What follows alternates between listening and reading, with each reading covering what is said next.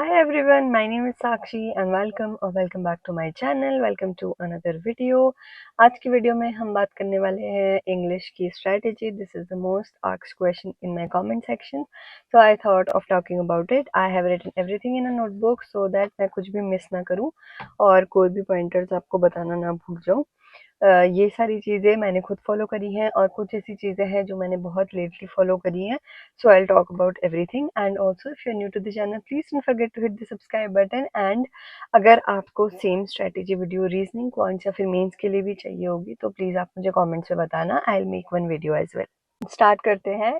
English को divide करते हैं हम अभी 3 सेक्शंस में: grammar, vocab and reading comprehension. तो सबसे इम्पॉर्टेंट है ग्रामर. हमें सबसे पहले ग्रामर की बेसिक्स क्लियर करनी है और फुल प्रैक्टिस करनी है और छोटा से छोटा डिटेल भी हमें ग्रामर का ऑलरेडी कवर अप करना है. आप 120 रूल्स ऑफ ग्रामर वाली बुक ले सकते हो या तो फिर निमिषा मैम की यूट्यूब सीरीज फॉलो कर सकते हो. मैंने पर्सनली जब स्टार्ट किया था तो जीरो टू हीरो अड्डा 24/7 की सीरीज से स्टार्ट किया था. तो उसमें इंग्लिश उस पॉइंट पे संतोष सर पढ़ाते थे. आई डोंट थिंक कि अब वो अड्डा का पार्ट है. मैंने उन्हें किसी और प्लेटफॉर्म पे देखा है. I don't remember the name. तो आप वो कर सकते हो या तो फिर आप निमिषा मैम को फॉलो कर सकते हो. उनकी ग्रामर की सीरीज भी काफ़ी अच्छी है. और मैंने जस्ट बेसिक्स के लिए स्टार्ट किया था संतोष सर से. लेकिन जब मैं बिल्कुल पढ़ाई में आ चुकी थी तो मैं भी ऐसी ही रिसर्च करती थी किससे पढ़ना चाहिए किससे नहीं पढ़ना चाहिए. तो मुझे भी निमिषा मैम रिकमेंड हुई थी और उनका सीरीज पढ़ने के बाद एक्चुअली मुझे किसी और टीचर के पास जाने की ज़रूरत नहीं पड़ी थी. तो आप वो फॉलो कर सकते हो. The second is vocab.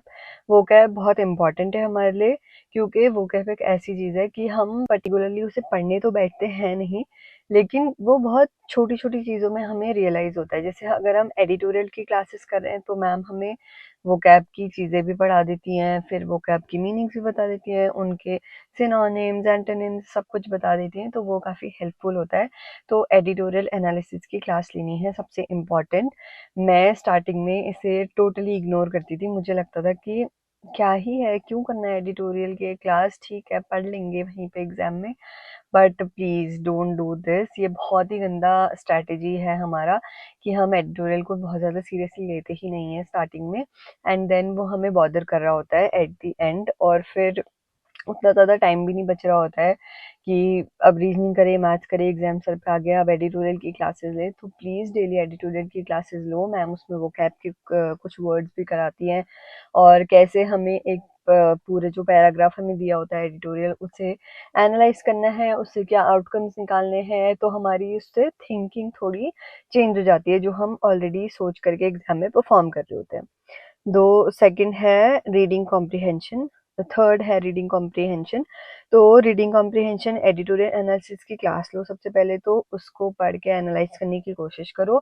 और अगर ये नहीं हो रहा है, बहुत ही बिगनर लेवल पे हो, तो कोई भी एक बुक या तो एक न्यूज़पेपर पकड़ के एटलीस्ट 5 पेजेस डेली पढ़ो. क्योंकि आपको पढ़ने की हैबिट होगी तो ही आप एग्जाम में प्रेशर में मतलब टाइम लिमिट के अंदर उसे पढ़ पाओगे.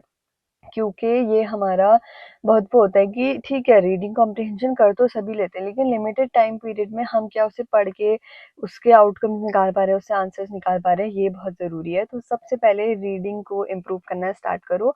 बहुत ही ज़्यादा बेसिक बुक ले लो. कोई ऐसा फैंसी बुक्स लेने की ज़रूरत नहीं है जो मार्केट में चल रही हैं.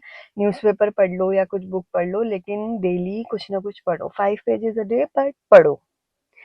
फिर हम आते हैं इसके बाद. अब हमने तीनों चीज़ें कंप्लीट कर ली हैं तो अब क्या है हमें कि रोज प्रैक्टिस करनी है, रिवाइज करने हैं ग्रामर के रूल्स वीकली या तो twice thrice in a day, जिस जैसा भी आपका इन अ वीक वो आपको करना है. मार्क्स की प्रैक्टिस करनी है और इम्पॉर्टेंटली उसे एनालाइज करना है कि आपने किस तरीके से उस क्वेश्चन के बारे में सोचा और क्या है आंसर. तो आपकी उससे थिंकिंग इम्प्रूव होगी, आपकी थोड़ा लॉजिक डेवलप होगा कि इंग्लिश में इस तरीके से चीज़ें वर्क कर रही हैं. बहुत ज़्यादा लाइटली नहीं लेना है इसे. ये एक स्कोरिंग सब्जेक्ट हो सकता है आपके लिए.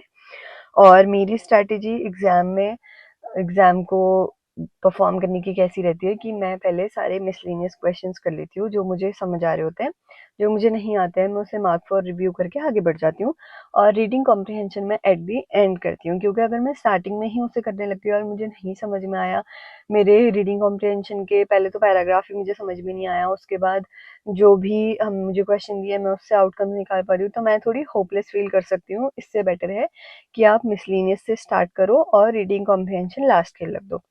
लेकिन ये सिर्फ मैंने अपनी स्ट्रैटेजी बताई है कि मैं ऐसे परफॉर्म करती हूँ और ये मेरे लिए वर्क करती है, लेकिन आपको ऐसा नहीं करना है। इन केस आपकी रीडिंग बहुत ही ज़्यादा स्लो है या फिर बहुत ही ज़्यादा आप बाकी चीज़ों में भी पैनिक हो जाते हो, तो उससे बेटर होगा कि आप रीडिंग कॉम्प्रिहेंशन जल्दी जल्दी कंप्लीट करो ताकि आप दूसरे चीज़ों पे फोकस कर सको। तो ये है फुल मेरी स्ट्रैटेजी। अगर आपको ऐसी ही वीडियो रीजनिंग पॉइंट्स मेंस के लिए चाहिए तो मुझे कमेंट में बता देना, मैं वीडियो बनाने को रेडी हूँ। और इंग्लिश के लिए सबसे ज़्यादा मेरे को कमेंट्स आए थे, सबसे ज़्यादा डिमांडिंग यही था टॉपिक, इसलिए मैं आपको ये बता रही हूँ। I hope you like the video. If you like it please comment, share and subscribe, and I'll see you in the next video. Bye bye.